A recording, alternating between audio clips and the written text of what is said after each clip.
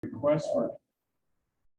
is a request for conditional use or a principal recreational use in the R2 zoning district for a stables and riding academy. Number two, a conditional use to allow an existing pole barn to remain less than 20 feet, approximately 12.75 feet from the west interior setback where it has existed for at least 5 years.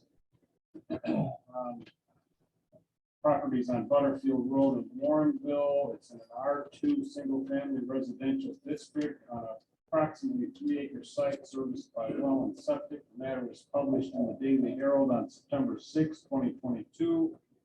And I have the case has been circulated to various departments of the county and neighboring municipalities and authorities. I have City of Warrenville indicates objections. See attached documentation. I believe Warrenville submitted a handwritten, somebody submitted a handwritten document, which is, I'm not going to try to read it because I don't want to make a mistake in trying to interpret the handwriting. The same is true of the health department. And then the Forest Preserve has submitted a letter, which is a letter to the board. It's a part of the record. Warrenville Fire Department or Fire District has no objections, but requests certain information related to occupancy, fire alarms, sprinklers, etc. I'll now recognize Mr. Martin. Oh, first of all, I want to take a roll indicating that all of the members of the board are present in person, with the exception of Mr. Ketter, who is present via Zoom conference. And then I'll go to Mr. Daniel. Mr. Daniel, will you identify yourself, identify your witnesses, be sworn in, and then I'd like to go through several exhibits that Good evening, everyone. My name is Mark Daniel, D-A-N-I-E-L. I'm with Daniel Law Office, PC 17W 733 Butterfield Road, Suite F as in Frank, Oak Brook Terrace, Illinois 60181. The number at the office is 833-3311. I'm the attorney who will be testifying under oath with Bill Jordan, who is the beneficial owner and shareholder, sole shareholder of the corporation that is proposed to run the equestrian operation of the stables and riding academy. He'll testify tonight. He'll stand up and be prepared to take an oath. Joe Abel is also here to testify on the matter as part of our presentation. Hopefully we will have witnesses beyond that. Okay. And we do have a couple people that are here to support it. I think we'll enjoy the general statements. Can you raise your right hands, please? You do solemnly swear or affirm that the testimony you're about to give at this class and hour hearing will be the truth, the whole truth, and nothing but the truth. So help you God. Let me start with your survey as exhibit 1. The survey is provided in the back of the packet. It's stapled.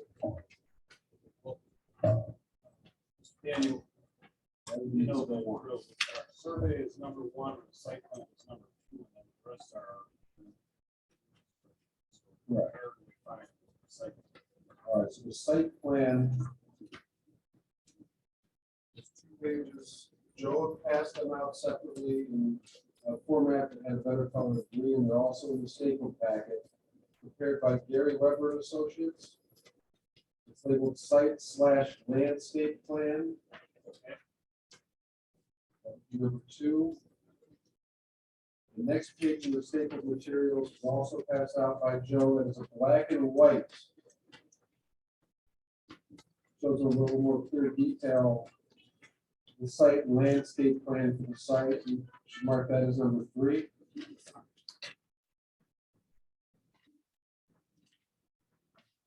Something called the vicinity map. Next page.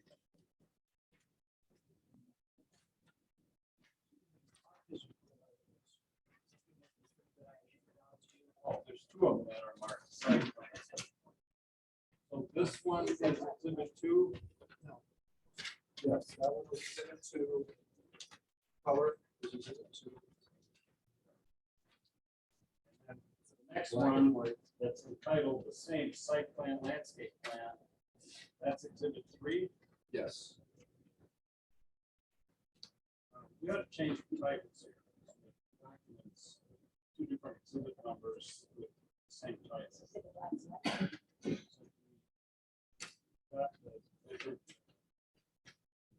We had a Yeah. I just want to get somebody makes copies of it. number 3 would be the site landscape plan, black and white. Or what if somebody comes to make copies of this thing? That's a mistake. How about just landscape? All the landscape plan.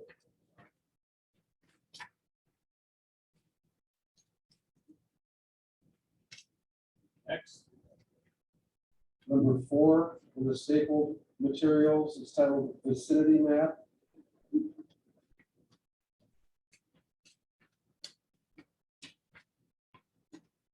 Number 5 is the Herrick Lake Trail map.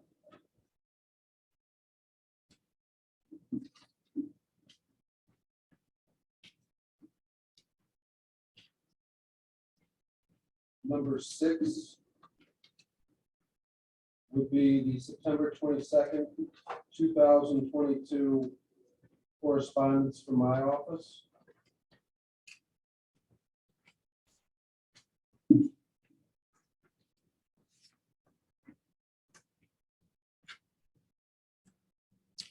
Number 8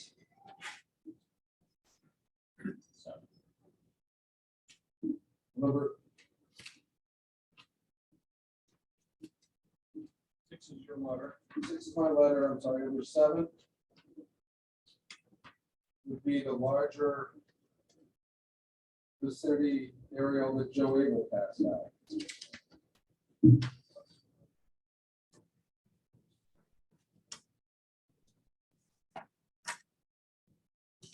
This is your- Yes. 8 is vicinity map.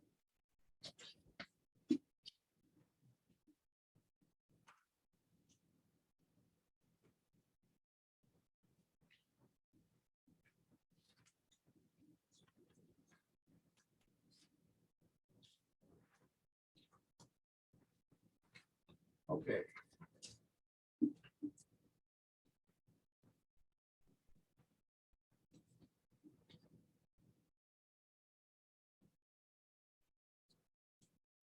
All right, so the subject property, all of you know how to read a survey. I will try to point out a few relevant things in light of commentary and letters that have gone back and forth. Subject property is a long, deep parcel that is situated on the south side of Butterfield Road. All of you are familiar with Butterfield Road. The structures that are at issue in this application are shown in the survey at their current locations. They've existed there since 1997. They were built pursuant to discussions that I've had with the county in 1997 at a point in time where the neighbor participated with the applicant in the cooperative use of their properties. They were over 5 acres in size, and agricultural exemptions allowed them to develop these structures, which have been used as is being proposed since 1997.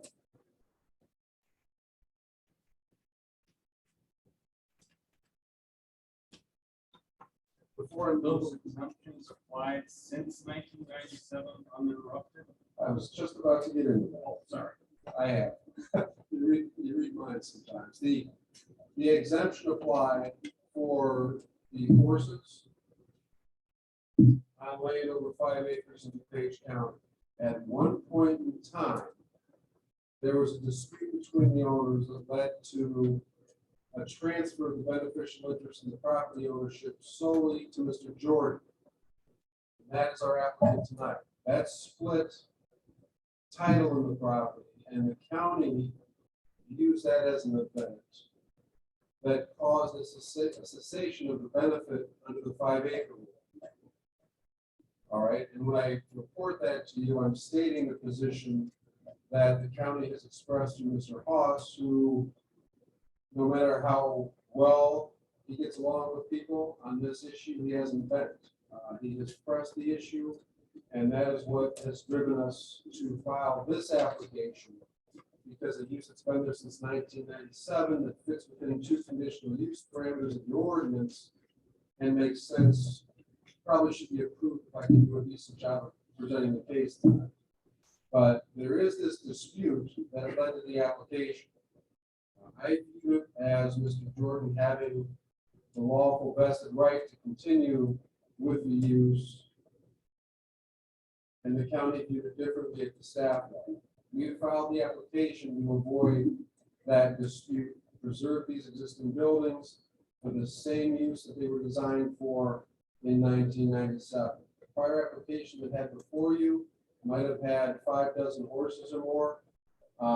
This one proposes 18. The application on its face said 20. We were thinking about adding 2 horses, but we are at 18 horses. There are 18 stalls. There have been since 1997, and we are keeping the horses at 18.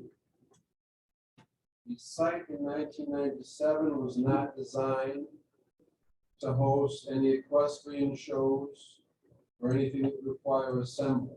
The interior of the building has the 18 stalls and a riding area, and it's not set up for assembly or observation of an equestrian event such as what you see in the south side of what you may have seen in the south side of DuPage County, where you've got a 40 to 60 horse stabling operation and large equestrian events, or what you see when you get up towards Great America and out to Canandaigua County.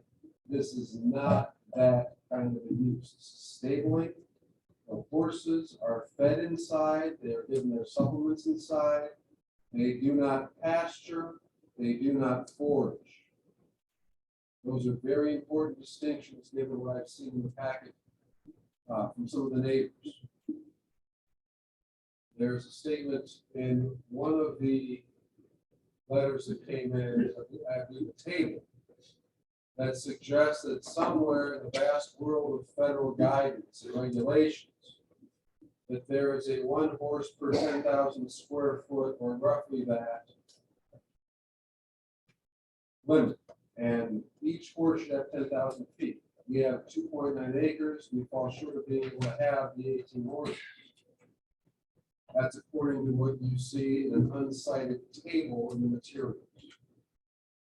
Since taking this project on, Mr. Abel, myself, one individual in Boulder, Colorado, who works in land conservation, another individual in New Hampshire that I spoke to, I believe the staff, we have been unable to find the federal regulation saying how many acres per horse you ought to have. In all our research for horses that are stable, that are not engaged in foraging or pasturing, meaning they're not out there munching on the pasture, not eating the grass, they're getting fed inside and their supplements are inside. Those horses are let outside to exercise. Our style of use needs 1/10 of an acre per horse at the high end. You can do more if you want, or you can do a half or 5% of it. But 1/10 of an acre is all that's required. In our instance, we could have 29 horses and we are proposing 18. Now, the county has a series of regulations that you all are familiar with because you helped draft the code. You'll note on the survey, there is no principal use other than the stables and the riding academy. There's no home. There's a subdivision F that's mentioned in my correspondence that applies to properties where horses are permitted. We're seeking the ability to operate a conditional use, not a permitted use. A conditional use, that's a very important distinction. A conditional use allows you to evaluate the project under the standards and to impose conditions that you see fit. You can impose a cap of 18 horses. You can impose certain other requirements as part of your recommendation, or you can recommend these requirements. That's based on an evaluation of the specifics of the project. In relation to the permitted use horse context, you don't come before the ZBA for that kind of a hearing, and the regulations of subdivision F cited in footnote 1 of Mr. Broriak's submission and discussed in my letter, those regulations do not apply. In fact, part of them refer to putting everything behind the principal structure. It all opens with, in subdivision F, the horses are permitted. We all know the distinction between permitted and conditional on the use side.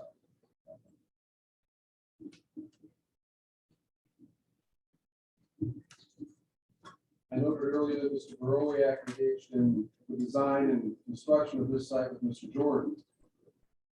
It was a collaborative effort until there was litigation in the Court of Cook County. I'm not going to dive into that litigation. But it's hard to read some of the impact assessments from Mr. Broriak when he has had free roaming sheep and goats that we have to curtail on our property and bring back to him. He's had animal husbandry on his property, and he's had continuing logging operations in the back. That's his property. He forgets that just across the lot line, he helped construct the structures that he currently objects to the principal intended use that we're proposing here, 18 stables. That is impossible for me to accept. And litigation aside, and the settlement through which title of the property came under Mr. Jordan, you can imagine the impact that has, in my view, on Mr. Broriak's position. He cannot claim that there's an adverse impact because he lived there the entire time that this was under development and cooperated in it. And only when there was a split, he's seen that there was that. That's the argument we've seen in his life. Now, the property is situated in an area, and I'll make a note here for time's sake. Both Mr. Jordan and Mr. Abel participated in review of the plans. They actually participated in retention of this, the surveyor for the new survey, because there were certain things that we wanted to have shown better. And the survey was a bit dated previously.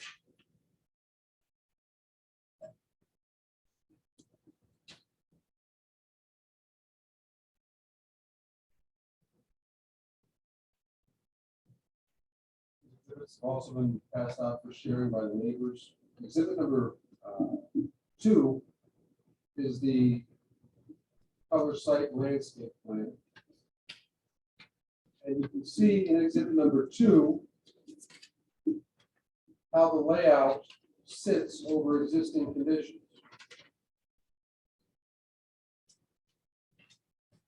There's a large frame pole barn. There's a small frame pole barn.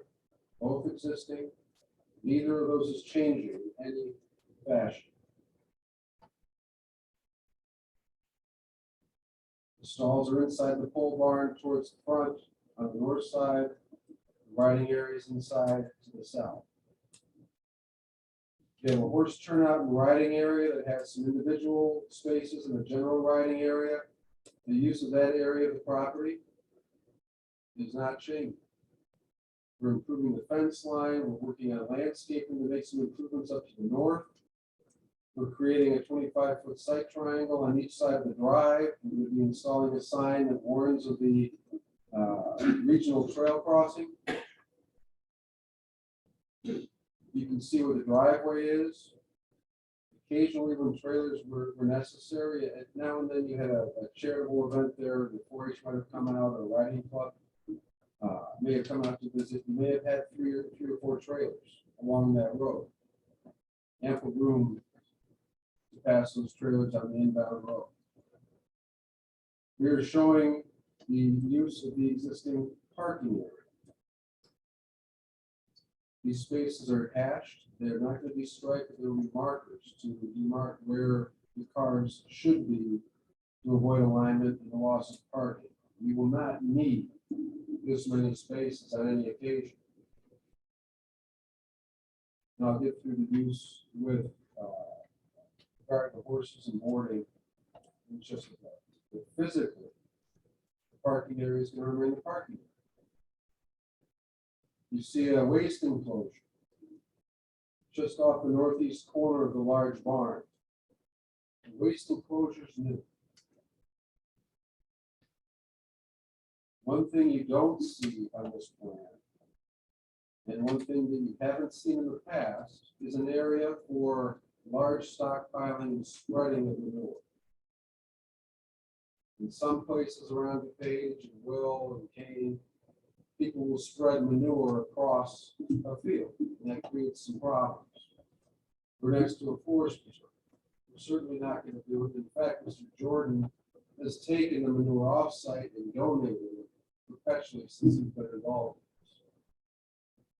And he will continue to handle the manure off-site. That is in writing, that is in the narrative, that is marked as exhibit number 7.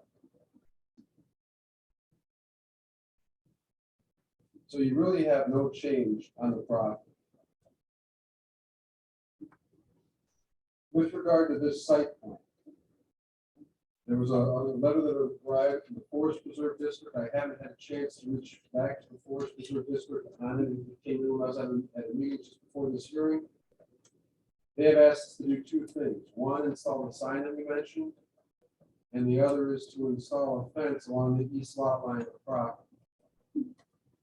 And I'm not sure exactly how the request on the fence developed, because the Forest Preserve has actually created access for us along the south lot line of the property. So we can cross into the Forest Preserve at the south line of the property, roughly where you see the 188 foot measure there. Just to the left of that is where the Forest Preserve created a gap in the fence so that our horses could exit out the south lot line onto Forest Preserve property. We do have a digital image that we can send staff of the fence in its condition today. You can clearly see it's the Forest Preserve fence, but it came up too late to print photographs. On that front, I think we can certainly satisfy the Forest Preserve. We've done a lot of work with them. I think in the narrative we talked about using the right limestone and crushed limestone aggregate, that kind of routine. We're going to be attentive to what the Forest Preserve needs. I don't think they need a fence on the whole east lot line, and I don't think that area is accessible to horses because of the dense brush and underbrush in that area. But I think that is something that we can certainly discuss with the Forest Preserve. All right, with the use of the property, 18 horses. Assuming all 18 are there at one time, and driving their own car, you have 18 parking spaces. If you have someone who's underage and a parent drives, you're still going to have 1 parking space demand. You don't have shows, so you don't need to worry about that parking requirement beyond the 1 per stall. Does the 1 per stall actually happen? It hasn't happened. I've spent a lot of time at 2 stabling operations. One that is a little smaller than this, and one that is much, much larger than this. On the south side of the county, Mr. Abel has owned horses that he's boarded at the one south. He's trailered horses to horse shows and had daughter and granddaughters interested in horse riding. In all of our observations over this for decades, mine for probably 15 years, I have not seen all the boarders or all the people taking care of the horses at the same time. On a given night, you might have 3 at a time. If a horse is training, that trainer can train between 2 and 5 people, depending on that trainer's comfort level and that trainer's expertise. But you wouldn't have 2 trainers in the same ring. So that also imposes a limit on the number of folks that you would have at any given time if the trainer is training at that moment. Most would be 6. Okay. From the perspective of trailering, there was a question, I believe, from the city of Warrenville. Much of Warrenville stuff applies only if they're annexed. But there was a question that's relevant about trailer. We have space if trailers are on site in front of the smaller barn and one next to the dumpster. That's room for 3 or 4. We don't see more than 3 on site.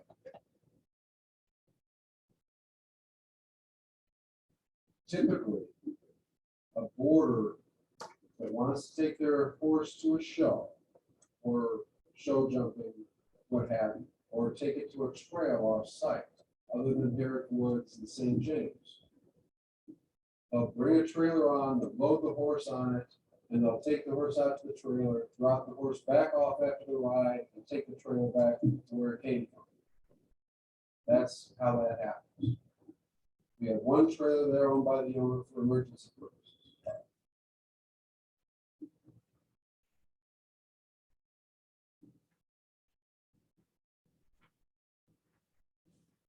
I believe there's another question about restrooms. Of course, we have restrooms inside. The site is on well and septic. The health department was out to the site, and I believe they found things were in good order. They do make a comment to the effect that based on what happens with the parking area, we should pay attention because you may want to reinforce or add some protection between the parking area and the well. The fire protection district is interested in the event a permit is submitted. If a permit application is submitted, the fire protection district would be involved. The building's been there again since 1997.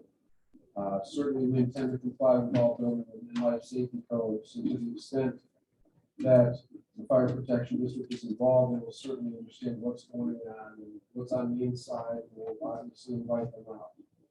That's standard for an operation like this. But again, nothing since 1997 has changed. I've already talked about exhibit number 3. That's the black and white version of the plan. It just offers a little bit more clear explanation. But you can see more clearly in exhibit number 3 how the horses exit the barn across the parking area into a central lane down the paddocks towards the larger riding area. That's very clear in this exhibit. So the horses don't wander around the sides of the barn. In fact, they'll be prohibited from walking around the outside of the paddock. And there are 2 reasons for that. One is we have a fence height limitation in the front. And we don't want to have a horse jumping that. That's a safety issue. The other issue is you have an equestrian path along Butterfield Road. It's a National Historic Path. And with those horses and those paths, we don't want to have any meandering onto our property from that path, off our property from that path.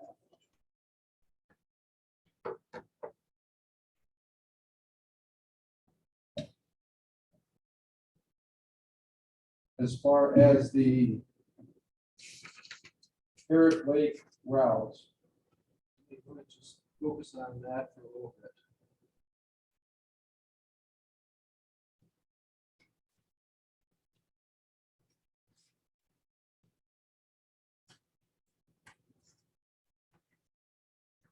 Apologize for that. I left my screen on and that service working. All right, the Herrick Lake equestrian routes. Okay, you may see key here or key there. You know, the essence of Herrick Lake is that horses can ride anywhere except along the lake. All right. The equestrian trail is shown as ending at the northeast corner of the subject property. Okay, that is a public, respected, well-maintained equestrian trail. Some of the correspondence indicates it's a fitness trail. You can see from the exhibit before you that there is not a fitness trail here. It's a public trail that is designed for equestrian purposes and available to all people with other uses. That trail joins up with St. James Farm. There's a viaduct to the west that takes you north across Butterfield Road, or you can enjoy the area south of Butterfield Road. It is true that people who board their horses here could naturally say, I'd like to go ride around Herrick Lake. That is true. 18 horses using those trails on Herrick Lake at one time are not going to have an impact. Horse Preserve District operates stables nearby. People can rent horses, they can bring horses in. You wouldn't have the parade of 18, but if all 18 went, they wouldn't create a disturbance within Herrick Lake.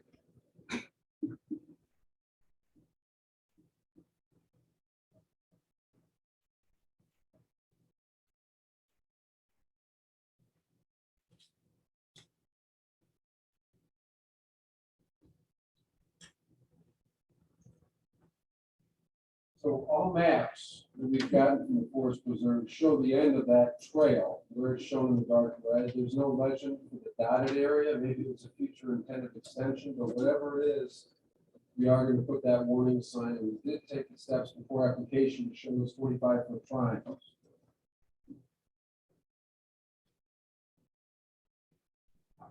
Where's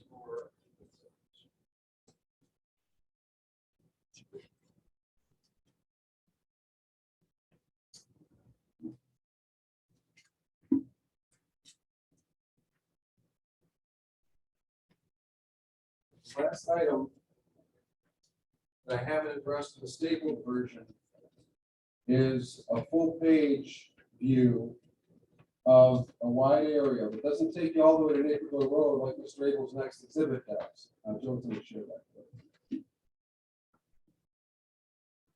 This particular aerial photograph shows you the property and shows you there's generally no evidence of trails other than the mowed path along the south line of our subject property, the south line of the neighboring property that takes you west to St. James.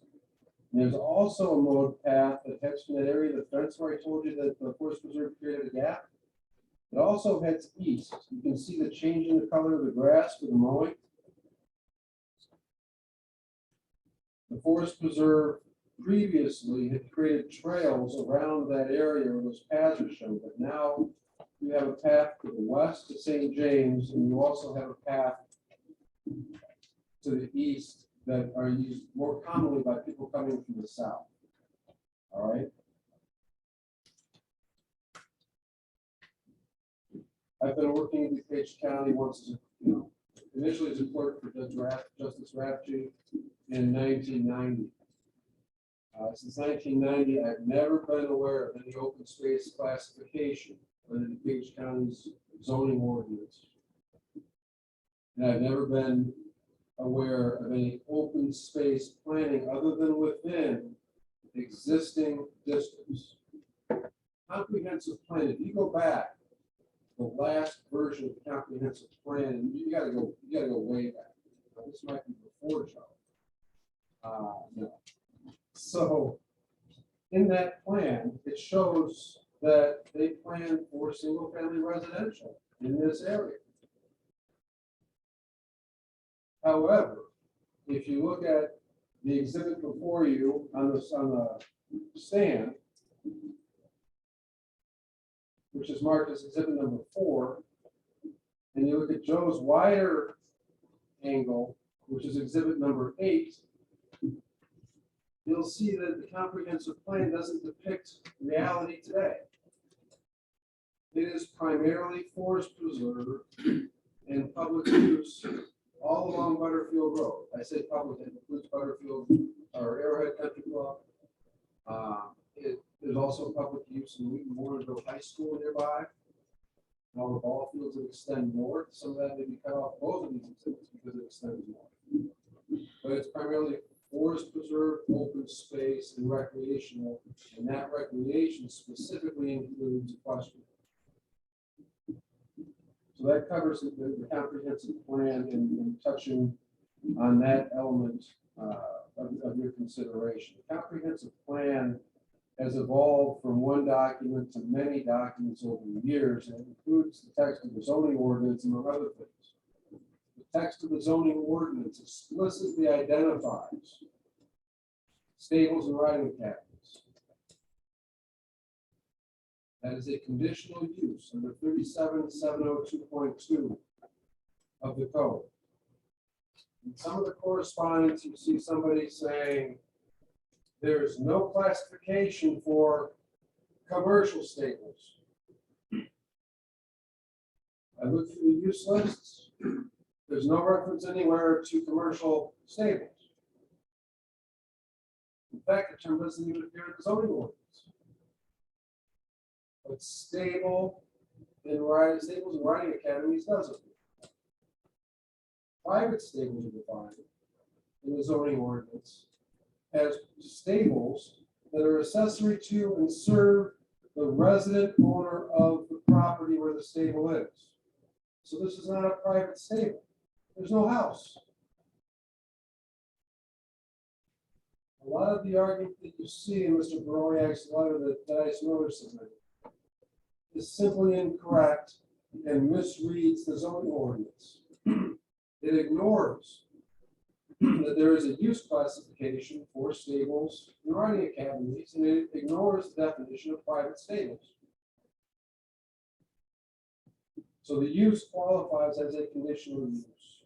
The structure we're dealing with on the the southwest portion of the property, the smaller pole barn, has been there since 1997. It qualifies for the treatment as a structure that has been there 4 or 5 years or longer. It is a little bit closer to the lot line. You will note, looking at the aerials, that the neighboring home to the west is well forward of that smaller barn where the 7-foot shortfall of the side lot line exists. It does not impede on the residential area of Mr. Baroyak's large property.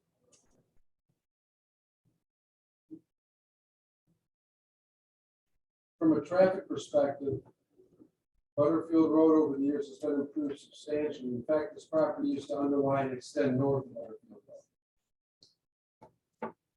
Butterfield Road is designed for U-turn movements that are lawful and will get people safely to and from the property, to wherever they go. There are no bus stops in the area. There's no other public safety concern or interest. I covered some of the Herrick Lake information in exhibit number 7. I'm not going to read some of the history to you. You guys are very familiar with the area. You're certainly familiar with what's going on with the Forest Preserve District in this area. The one thing that I might point out is that there's a comment about the stormwater problem from Mr. Baroyak. It is also false.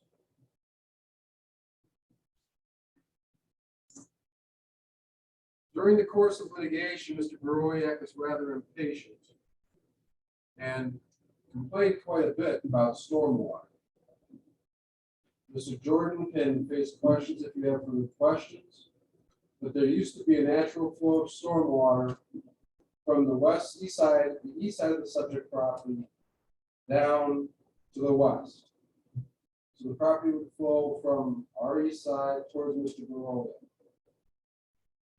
At one point in time, Mr. Baroyak thought it would be a good idea to eliminate a swale on his property and pipe water directly onto the neighbors to his west and flood them out.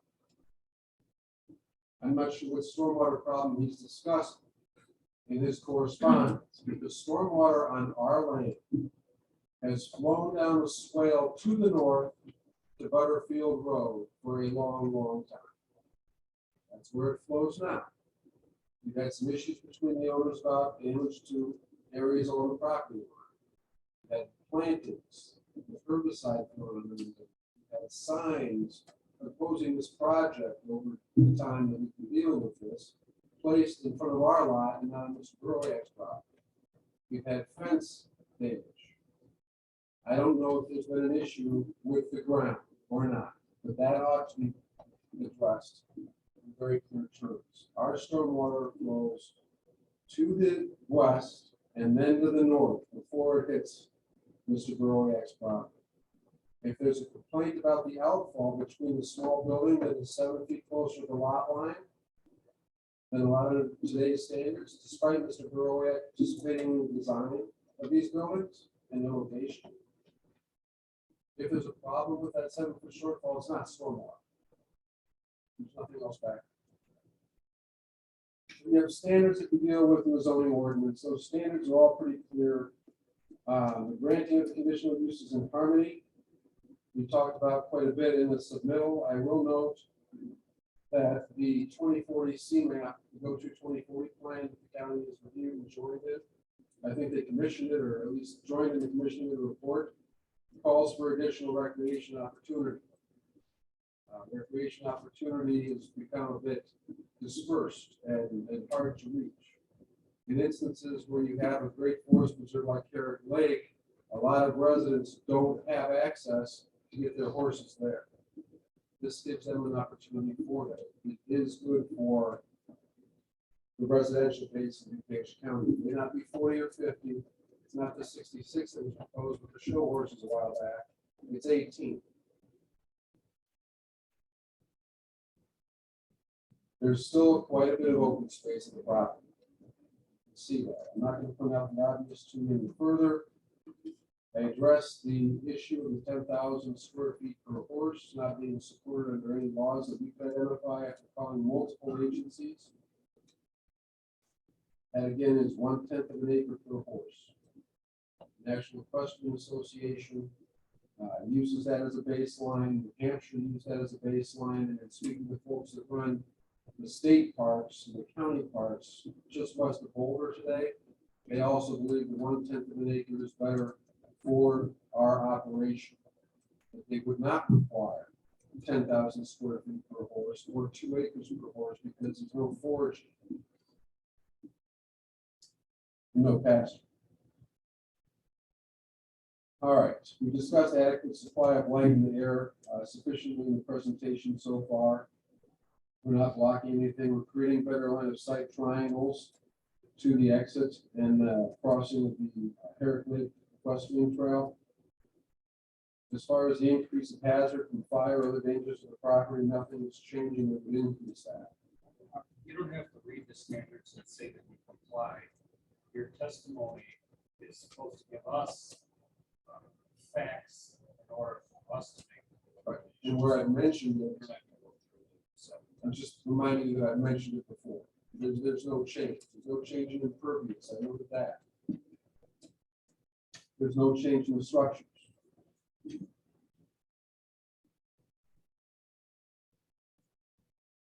With respect to traffic and congestion, the only thing that I haven't mentioned so far really relates to the stacking for the U-turn movement.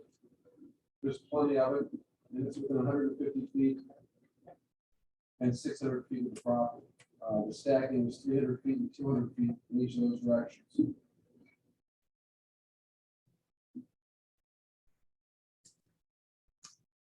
We addressed flooding again. It explains stormwater. The structures that Mr. Borowiak helped design are still there and they're not changing. With respect to the nuisance concern, horses are an aspect of this area of DuPage County, have been for years. They're not a nuisance. There's a historic trail in front of our property. Having 18 stables here should not be a problem. I mentioned to you the handling of manure in those operations, and certainly we'll pay attention to site operations. We're screening the waste when most places wouldn't screen the waste in manure operations in a stable situation like this. So I would ask that Joe step up. If he's missed anything, he can be available for questions. If Mr. Jordan would like to step up and be available for questions, I think I've covered everything Mr. Jordan would say in my testimony. I know that he has some photographs of Mr. Borowiak's use. If you'd like to ask him about those. we're not gonna, no. You want to put that testimony up, then you need to put it on, but don't rely on us to elicit questions for the purpose of articulating for a petition. Joe, can you step up, please?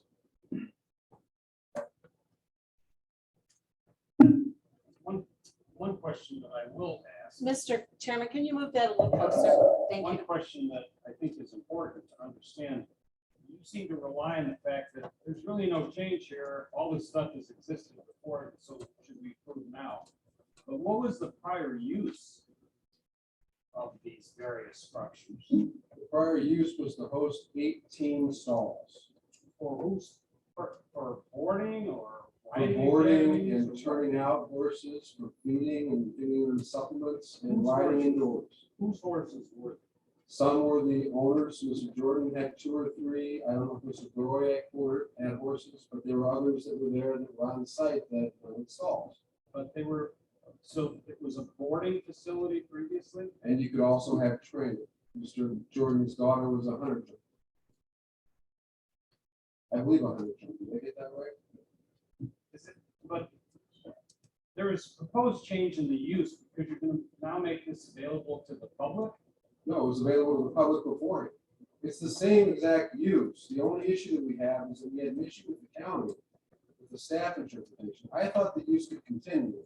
Mr. Haas pushed back. Okay. We met with him and Jessica, and it was not a disagreement, so we applied. Okay. Right. Joe, did you hear all the testimony that I provided? Yes. Do you agree with that? Yes. And can you add anything that I did not mention?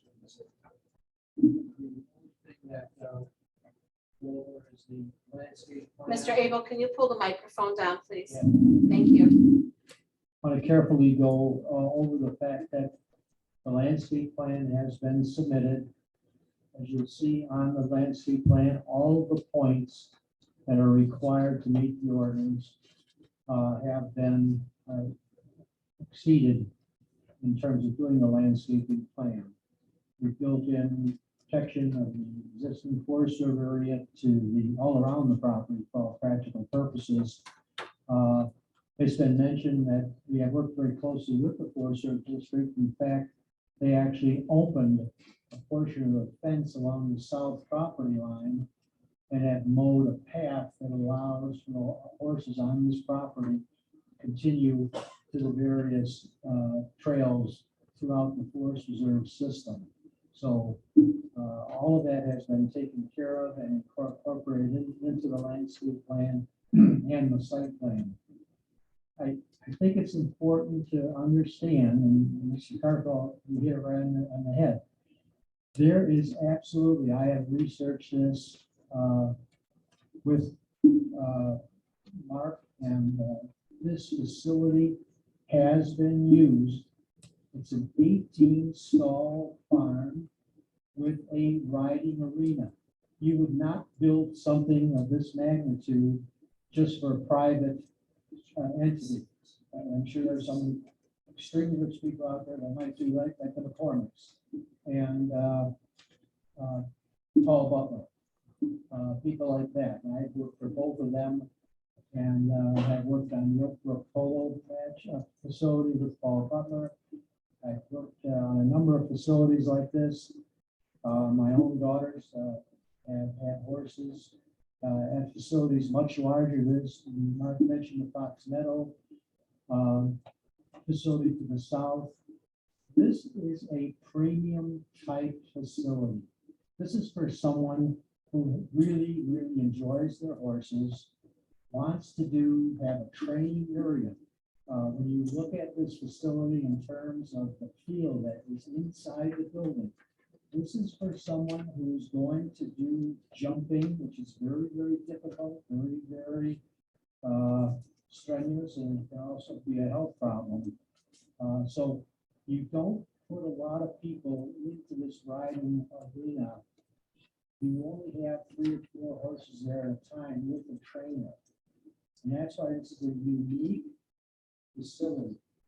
And the owner has agreed to stay with the 18 horses. You can make that a condition. As Mark said, this is a permitted conditional use. And by being a permitted conditional use, you can put conditions on it to make sure that this will stay what it has always been. It has always been available to the general public, not just the owners of this facility. I could have gone at the time my daughters were riding and had a facility here very easily. So it is always been open to the public. It's always been a commercial operation, and that's what it's asked to be under this petition. In terms of the comprehensive plan, as you know, I was director of planning for 17 years. And it always been the idea of the county to have an open space corridor throughout the county in an east-west direction. All the open space corridors in the plan followed the rivers, and they were north-south. But we wanted to make sure that we had an open space break between the Wheaton, Glen Ellen, West Chicago area and the Naperville Wild area coming together. Otherwise, we would have a county that was just a solid mass from north to south. And so it was always in our thinking to have that open space corridor. And you can see at the Forest Service District that the county has stopped its planning in 1990. And so there's no opportunity to update the plan. But the Forest Service District went ahead with the work that we started with them and have implemented that corridor. What you see on the exhibit is a 4-mile continuous open space, with the exception of this riding facility and the single-family home to our west. Other than that, it's a total 4 miles. And then if you continue to even go further to the east, which I decided not to, there's even more open space as you go to the east. But our exhibit shows a continuous 4-mile area, and because this is an area that has equestrian use in it. So I think that's the most important thing to remember, is that there is absolutely no change here other than the fact that under the zoning ordinance, you have to apply for this recreational facility to be the principal use. And it's a principal permitted conditional use. I'm here for questions and anything else. I agree with Mark and I prepared the standards, and I stand by everything in the standards, and it does represent my professional opinion. Thank you. Very quickly, just to ask Mr. Jordan, can you also state your address? I'm sorry, I couldn't hear that. Close to the mic, please. 26W101 Turkey Road. And Mr. Jordan, did you participate in the preparation of the materials and exhibits? Yes. And did you hear my testimony, Mr. Abel's testimony? Yes. And do you also agree with that? Yes, I do. That's all. Take questions up. Thank you. Let's take questions from the board. I'll start on who's ready. Mr. Pedro, do you have any questions? No questions at all. Ms. Anderson? I'm sure my questions are appropriate, but Can you speak loud, I'd please? like to, I'm not, Oh, here, like this. that's fine. Paul, I really want to read the packet. Paul, I'd like to hear from you. Why do they have to apply? Can we go into that? Or can I we think not? he did. You Yeah, did, but I'm not understanding it totally, because I don't understand. because, Go well, ahead. it's my understanding, correct me if or add, the operation existed in accordance with something called an agricultural exemption, which applies only to 5-acre sites. Once the property was split, we now have a 3-acre site. So therefore, some authorization needs to be granted to continue this operation. That authorization is being requested under the particular terms of the conditional use provisions of the ordinance. Am I on target? That's correct. The only clarification is that it was ownership that was split. The lots were always separate. They were just treated as an aggregate over 5 acres. So, thank you, that helps. I just don't understand why all these people are here, but there's objection. Well, we'll find out. I know we're gonna find out, so I, no other questions. Okay, thank you. Yeah. I did have a question. You had mentioned there's no shows and stuff. That's something you all permit to. No, there was no what? No show, like this. Oh, correct, facility- yes, absolutely. No events No. to be held. Um, There's just not enough parking, there's not enough arena space, and we have to have stables for the horses that come in. We have to switch. Questions? Yes, I have a question. Okay, hold on.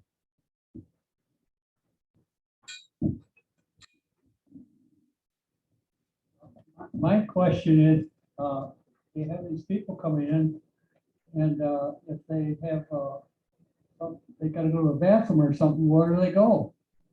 There is a restroom inside, Inside where? inside the large barn, Okay, and that's connected to the septic field in the well. It's independent from the home to the west. All right, can you, there's two structures on the property. Can you tell me the age of those structures 1997. for both?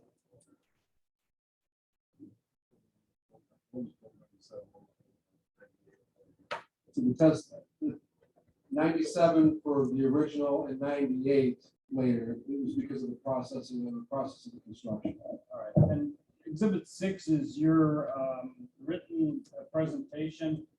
I don't know, I haven't read it yet, so I don't know what's covered in here. But you address hours of operation, number of months of the year, time of day, you know, those kind of things in here. Or are you proposing 24/7? Well, there's possibility of 24/7 use because you may have a vet call or something to that effect. The maintenance would generally occur shortly before hours end. Generally, you have opening at about sunrise, and then towards the evening, things settle down closer to 10 o'clock. Now, the peak usually occurs afternoons to early evening. So if you're looking for a peak usage, it's going to be when school lets out during the fall and spring months until probably 8 o'clock, when people need to be getting home. On weekends, the crowds level out generally after about 11 a.m. As far as use during the year, the use will typically fluctuate. And I think, correct me, Joe, if I'm wrong, but from what I recall and seeing around the county, we have a situation where winter usage of the paddocks to the north side of the property, where the outdoor turnout area is, falls. It's cold. And if you can ride your horse on the interior ring in the winter and avoid having the horse outside, you do that. A lot of people come to the stables about 3 times a week. Some will come every day, depending on whether they have a day job. The trainer would be brought in from outside and usually hired directly by somebody who boards a horse there. They hire groups. We may independently contract the trainer as well.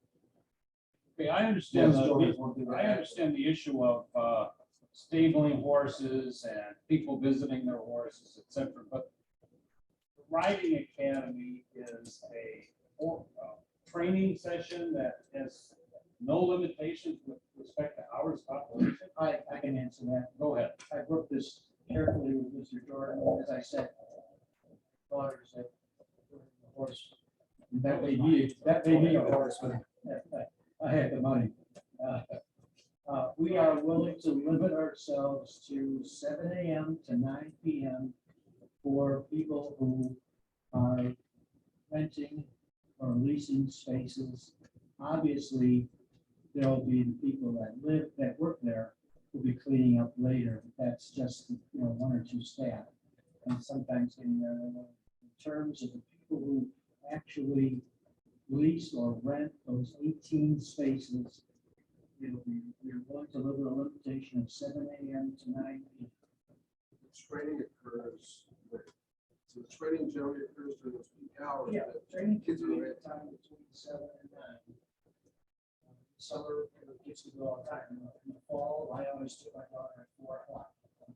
6. And training is incident to the riding academy. That's what takes place in the ride. Right. What else, other than training, is involved in what you're referring to as the riding academy? Perfect, thanks. All right, anything else before we go to public comment? That's it?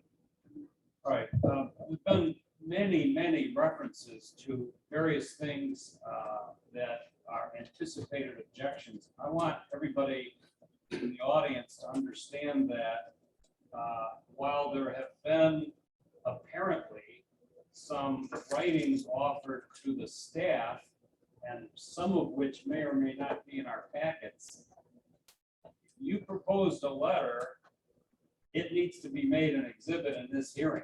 It could be Joe Blow's exhibit number 1 or whatever. So just because there was references responding to these anticipated issues, you got to make your case for that issue by offering the information or offering your exhibit, letter, whatever may or may not have been presented. Now, I'm going to ask people who support this petition to speak first. Then I'm going to ask people who are either neutral or opposed to speak second. Anyone who speaks has to be sworn in. I'll have everyone sworn in at the same time. When you begin your comments, you need to tell us your name, spell your name for the court reporter, the record. Tell us where you live in relation to this property, and then tell us, well, I'm going to take you in order. So tell us what you support or oppose so we can keep a tally. And if you could please describe the core of your position in a word or two, and then develop that. It's good to have sort of a chapter heading for your remarks so we know what to listen for. So let's go ahead and have everyone that wants to speak stand, raise your hand, and be sworn in. Raise your right hands, please. You do solemnly swear or affirm that the testimony about to give at this cause and hour hearing will be the truth, the whole truth, and nothing but the truth. So help you God. Okay, so those who support the petition, would you remain standing and queue up here at the microphone?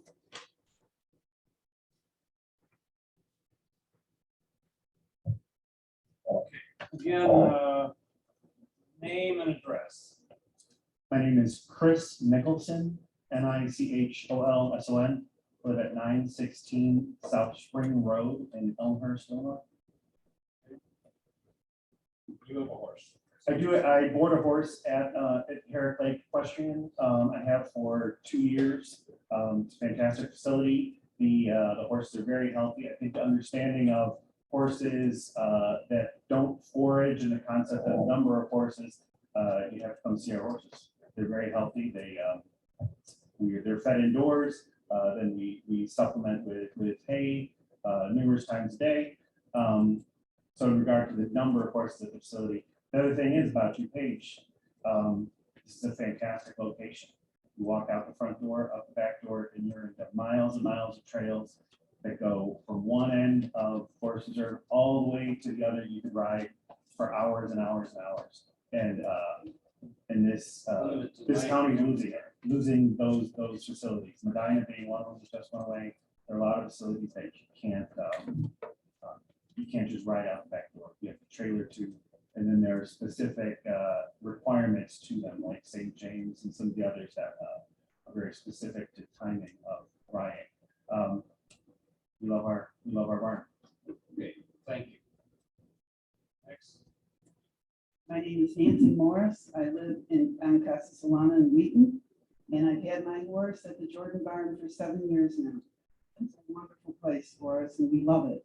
I'm retired, so I'm usually there in the afternoon, and there's hardly ever anybody else there. So I actually welcome having more horses, and maybe there'll be more people for us to ride with.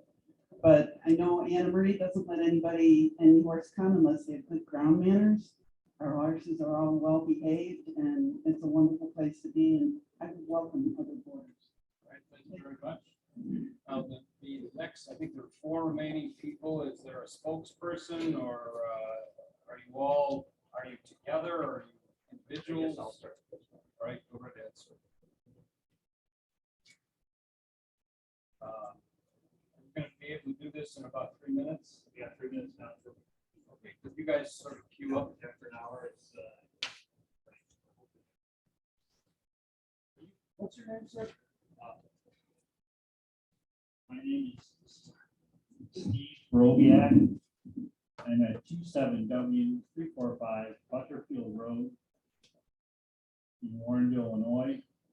All right, there were many references made to various points involving you, so I'm not going to pin you down to precisely 2 minutes because I think you may have more information. You weren't supposed to others go first, and then we'll get to you. Because he said, I think they wanted to go first. You want to- Okay, No, this is okay. I'll go first just because I've got the presentation, but if you don't mind, I'll go first. let's go. See, you guys have a lot of information put in front of you. That sort of blindsided us. The reference and correspondence has been taking place. We've seen none of that on our side to make any comments on. I submitted a written opposition to my attorney, Mike Roth, at the firm of Ice Miller.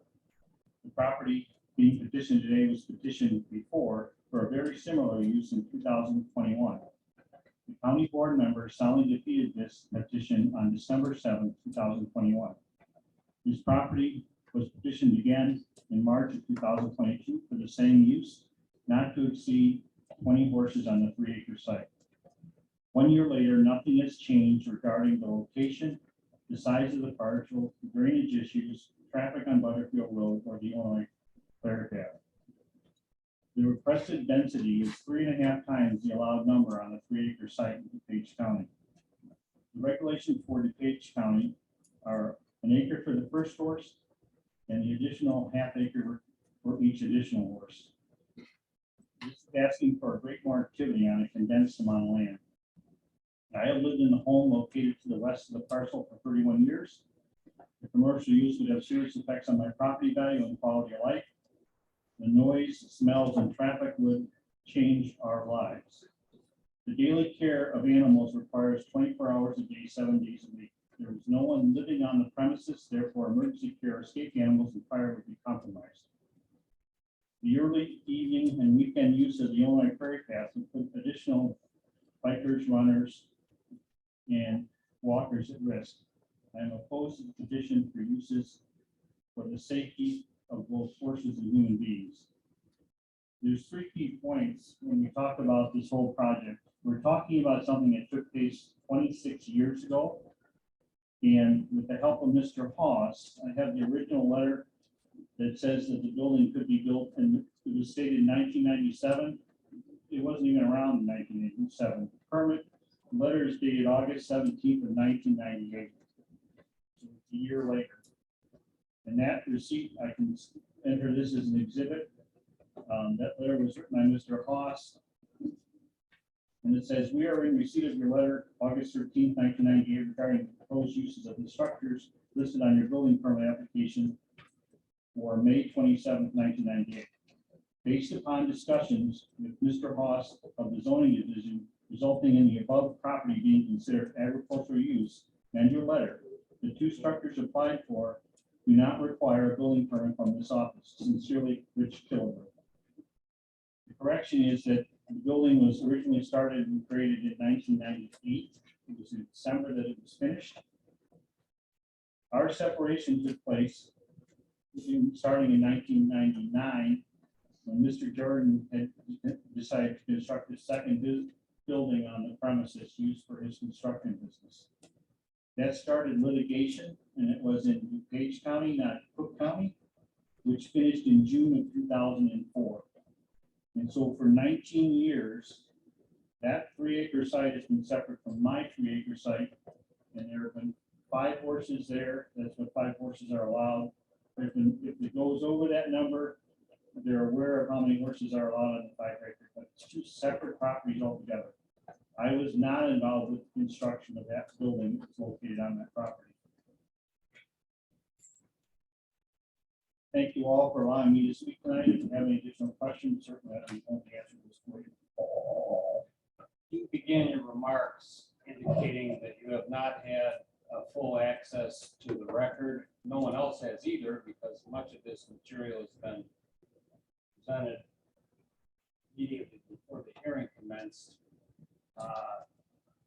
Remarks raise an issue for me that I want to be very careful about, because you have certain entitlements to have access to that record and effectively cross-examination, though it's not that cross-examination that occurs necessarily. In that respect, I'd like you to confer with our staff to review that information right now. And I'm going to come back to you for yes or for a question, for a yes or no answer, and that is whether you're satisfied after that.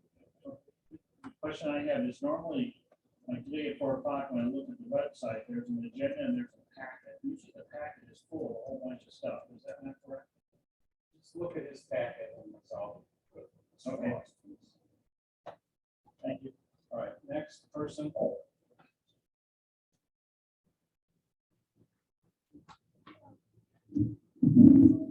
Hello, my name is Sumaiko Sane, and my name is yes, hello, my name is Sumaiko Sane, and my first name is spelled Summayya, and my last name is Golestane. I live at 27W344 Butterfield Road, Orville, Illinois. I live directly across from the property. I oppose this adamantly. We are zoned for residential properties. For this to go into a commercial property is concerning. This is the third petition we've heard. One of them was actually Z21-080 Holiday. This was a conditional petition as well, that the owner was trying to sell to a lady that wanted to house 80 animals on that property, and it was rejected. During the prior discussions, there had been statements that there is no documentation or anything out there saying that it's 10,000 square feet per animal. Actually, on the website library.municode.com, in section 37-700.8, that's section 37-700.8, it says, designated areas, the pasture, corral or paddock areas shall be regulated as follows. A, each horse on a zoning lot shall have a continuous designated area of at least 10,000 square feet per horse, exclusive of all other areas on the property used for principal and accessory building structures and or uses including septic area and well areas. Part of my email in opposition to this was looking at scenarios 1 to 20. Based on those scenarios, there's really a cap of 5 horses. If we go all the way to 18, we're already over that guideline at 2.9 square acres. That's concerning to me. I'm also concerned, I live on Butterfield Road itself. It is a very busy road. I have 4 children, 3 of which get on the school bus. During inclement weather, the traffic is really horrendous. A lot of speeding, there's a lot of tickets that happen on Butterfield Road. So this is concerning if we suddenly have right across the street from me, a commercial, property that has a lot of cars that are going in and out. Part of the prior zoning request had been, one of the questions had been, are you planning on having any people come to this particular residence? And the answer has been explicitly no. If this conditional zoning is granted, who says that this conditional zoning doesn't get immediately transferred to somebody else during the sale? And we're back on one of the other conditions that was requested to sell to somebody housing 8 animals. The idea of having a mini zoo across the street is completely against our actual designation as residential area. That's my main concern. Thank you very much. Next.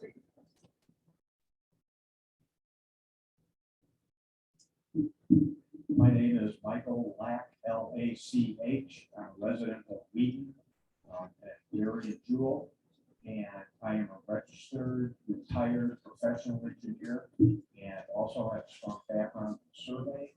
And I Actually, my previous firm has done tremendous amounts of work with DuPage County, all aspects of civil engineering, from utilities, from highway transportation aspects, stormwater aspects, wetland aspects, highway design, construction inspection. So I feel that I have a strong background here to make some of my comments.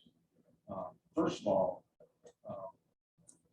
I don't have the luxury, like you had mentioned, of reviewing all of this information, and I don't really think it's fair to have a layperson review technical information prepared by professionals here, and he is not qualified to review that. So I just want to make that statement. I don't want to be adversarial about this, but Are you talking about the gentleman that's now reviewing it? yes. Well, that's up to him to determine whether he's. Well, you're absolutely right. But regardless, I need to clarify something about stormwater here. And I know I have limited time, but the statements made about the stormwater on this property and drainage on this property to the east of Dr. Novoviac's was very misleading and incorrect.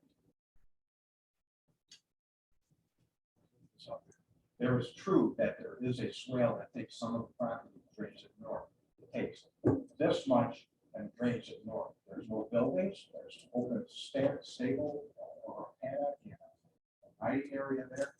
The concentrated area of those parking, a horse, two buildings over here, all drains down to this point. And it all drains right on top of the well that's put there. And this area here is 6 feet lower than this area over here. So I don't know how this water can get up here to the north. There's a high point right here on this plant right here that shows this drainage goes there. So I want to clear that up, that there are drainage concerns out here, and statements that were made were misleading. All right, can we have analysis of that by the stormwater department, please? Yeah, it's very clear out here. Being an engineer and surveyor, I can read topography like this.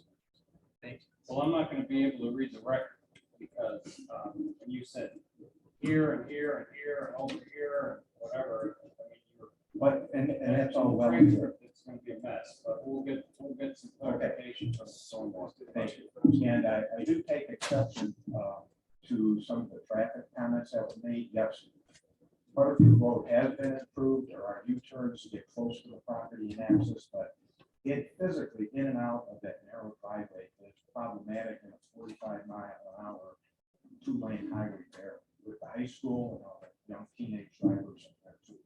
So I am opposed to this. Thank you. Next.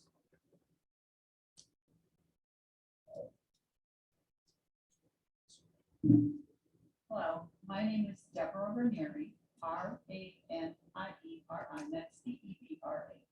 I live at 4 South 120 Curtis Avenue in Warrenville, Illinois, and I am opposed to this petition.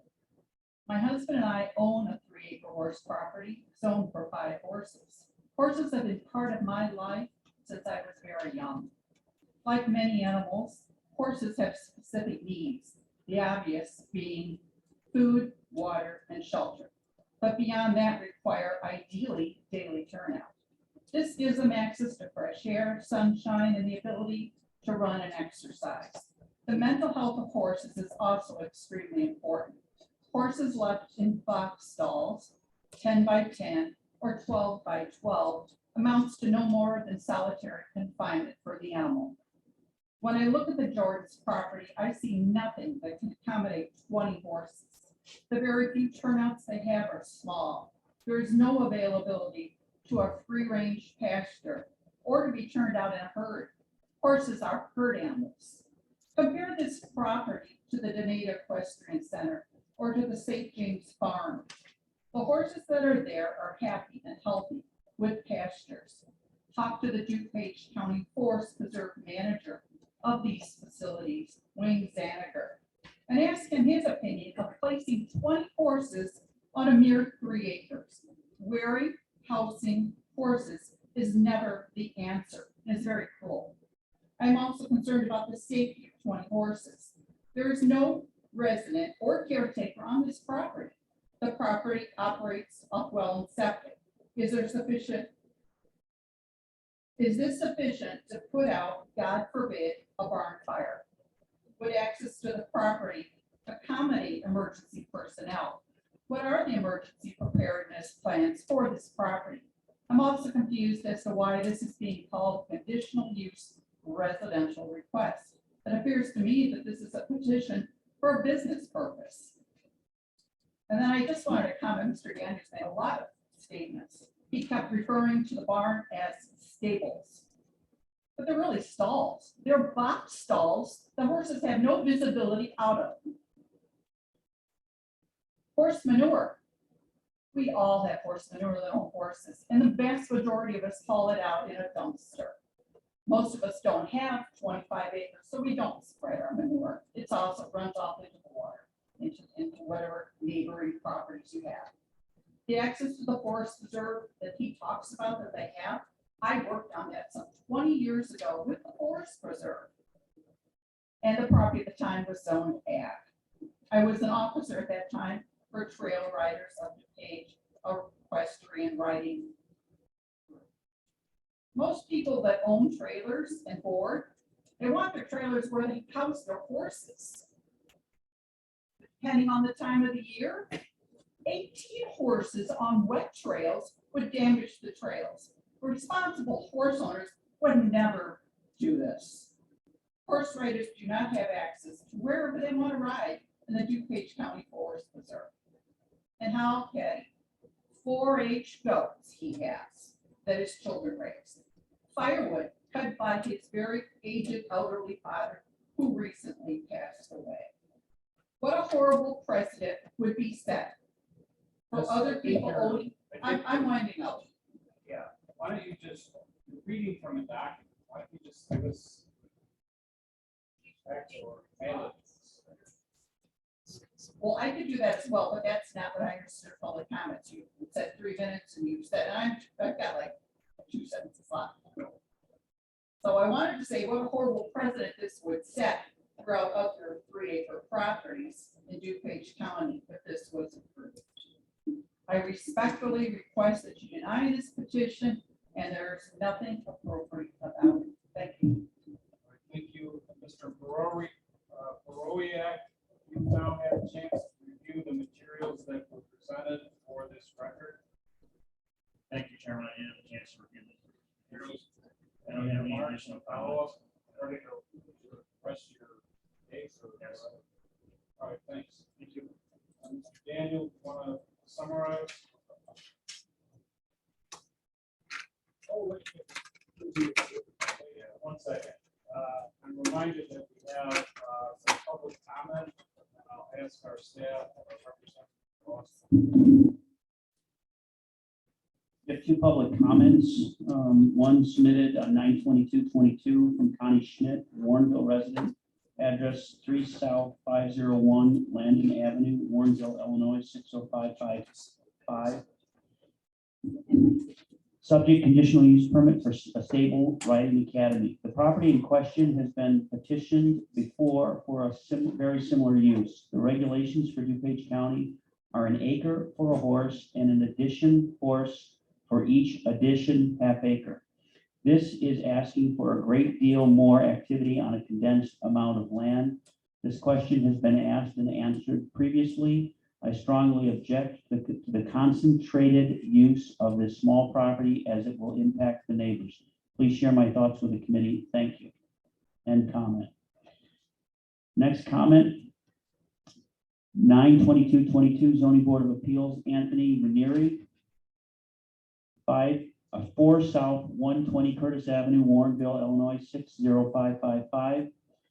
Provide public testimony, public comment regarding zoning petition 22-000047. It was just 10 months ago that this same property was before the zoning board requesting that a Sarah's Pony Parties was requesting a variance. I guess the Jordans are trying to once again to get around long-established zoning requirements. 1 horse for the first acre of property owned and an additional horse for each half acre owned. A 3-acre property would be eligible for 5 horses. This petitioner is asking for a conditional use that would allow 20 horses, and now we're going to call it a quote riding academy unquote. a fancy name for a stable that gives riding lessons, horsemanship classes, and trail rides. It is unclear if it would also be a boarding business. Looking at the map/blueprint submitted, I see 19 parking spaces. This equates to a lot of people coming and going in residentially zoned area. It should be noted that the regional trail also crosses this driveway. I have a 3-acre horse property and would never consider having 20 large animals on just 3 acres. Our DuPage County government prudently sets limits on horses to protect our neighbors, the environment, and the animals. I urge you to deny the conditional use request. Thank you sincerely, Anthony Ranieri. All right, thank you, Mr. Daniel. Summary, please.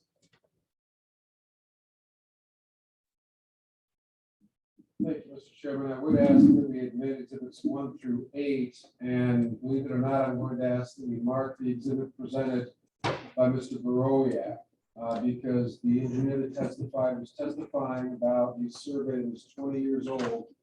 It shows topography from 2003, which is not the current topography today. To the extent that there's been criticism. What's your reference to? You have an exhibit, sir? He displayed the exhibit survey, topo from 2003. Oh, I thought you were using one of his exhibits.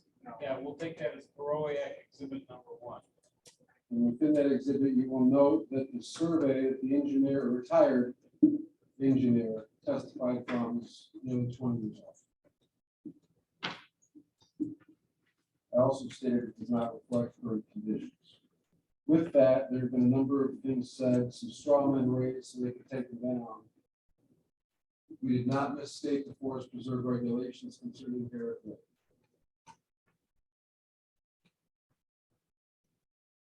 We're in a position where people are arguing that your residential stable regulations are applicable to this project, and they plainly are not. There is not a residential subdivision to which this is appended. There's not a single family home on this property. The principal use is as stables and a riding academy. That is as it's stated as a conditional use.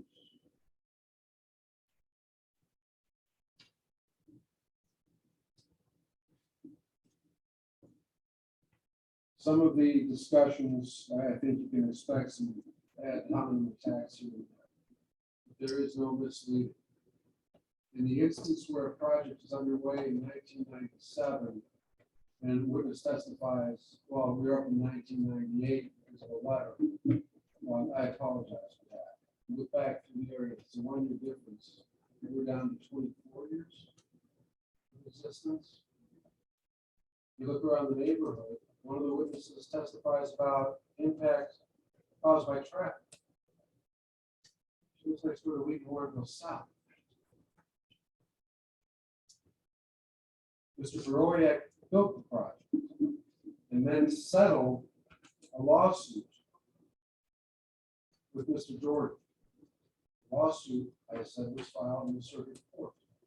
I have a copy of that agreement here. I don't get into that with you, but the assertion that he made about the reason that smaller barn was built is entirely false. There's been storage for use on the property.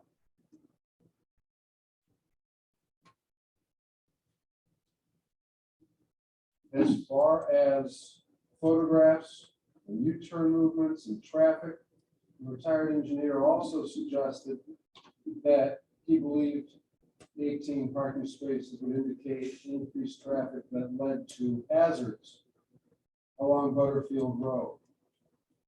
Butterfield Road is a substantial highway.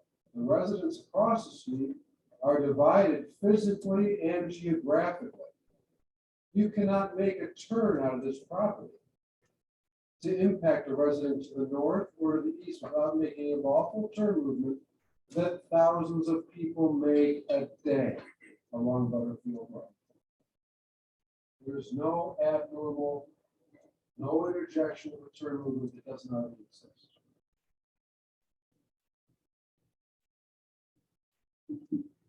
You guys are all experienced, you know the county, you know your zoning ordinance, and you know the difference between a permitted and a conditional use. I ask that you rely on that ordinance, that you not overlay onto a conditional use the standards that apply to a stable as an accessory or attached use when there's a principal residence on site. That's a different story, a different set of regulations. In this instance, someone indeed, in your packet submitted material that said there is federal regulatory guidance out there that says we can't have this many horses. False. We have looked this up, down, sideways, backwards, forwards since April, May, through June. We had our answer, and then we saw it again with the submittal of the packet. And again, I reached out to the USDA. I reached out to the Bureau of Land to determine whether this was somehow coming from their wild horses regulations, and when they decided to cull herds. Show horses do not herd, by the way. You can't set up an operation that's not proposed and take it down during a zoning process. I think all of you are smart.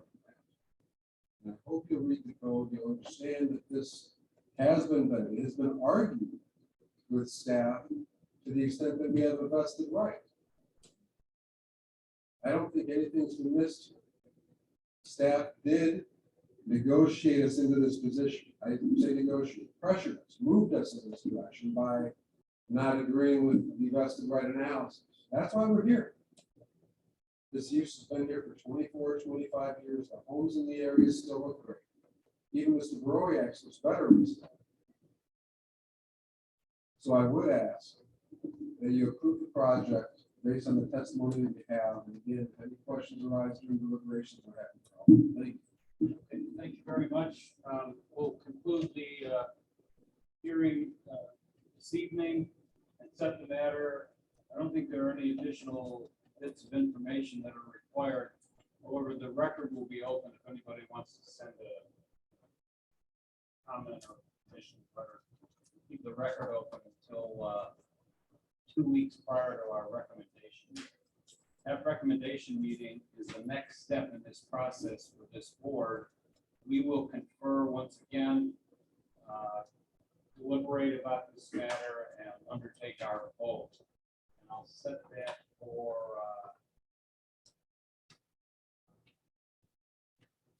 November. I'm not.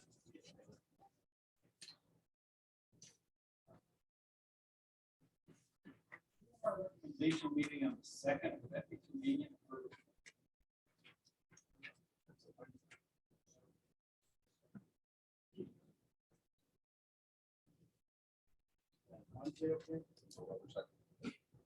Yeah. In other words, I'm asking the board whether it's convenient to hold our monthly recommendation meeting on November 2, or Wednesday at 5:30, rather than November 3. Okay, great, thank you. All right, I'll set the recommendation session for November 2 at 5:30 in this room. We'll worry about this case and perhaps others that come before us, and that's it. We're closed for the evening. Remember, any additional comments need to be received, let's say a week before. Thanks. Thank you. Closed.